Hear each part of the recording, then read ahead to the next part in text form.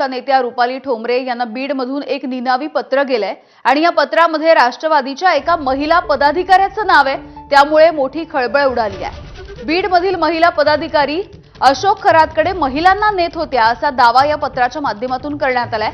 यासोबतच बीडमधील डॉक्टरांकडून गर्भलिंग निदान केलं जात होतं असंही या पत्रामध्ये नमूद करण्यात आलंय। दरम्यान हे पत्र आल्याच्या नंतर राष्ट्रवादीकडून कारवाई होण्याच्या आधीच पवारांच्या राष्ट्रवादीने कारवाईची मागणी केली।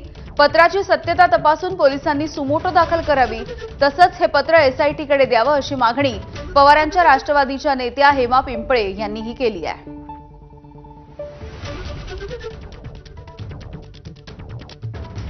रुपाली चाकणकर ज्या राज्य महिला आयोगाच्या माजी अध्यक्ष आणि पक्षाच्या माजी अध्यक्ष आहेत, त्यांच्या समर्थक बीडमध्ये कोणीतरी आहेत आणि त्या समर्थक त्यांच्या आशीर्वादाने आणि मार्गदर्शनाने अशोक खरातकडे महिला नेत होत्या आणि त्याचं लिंगनिदान बीडमध्ये केलं जायचं अशा प्रकारचं त्यामध्ये लिहिलेलं आहे। मला वाटतं हे जर सत्य असेल तर मी आपल्या माध्यमातून बीडचे जे पोलीस अधीक्षक आहेत, कर्तव्यदक्ष म्हणेल मी त्यांनी सुमोटो याच्यामध्ये इंटरफेअर करावं आणि सुमोटो इंटरफेअर करून त्या पत्राची सत्यता पडताळावी आणि एसआयटी कडे हे पत्र द्यावं अशी मी त्यांना विनंती करते। अशोक खराच्या प्रकरणानंतर आता अनेक भोंदूंचं कांड उघडकीस येत आहे।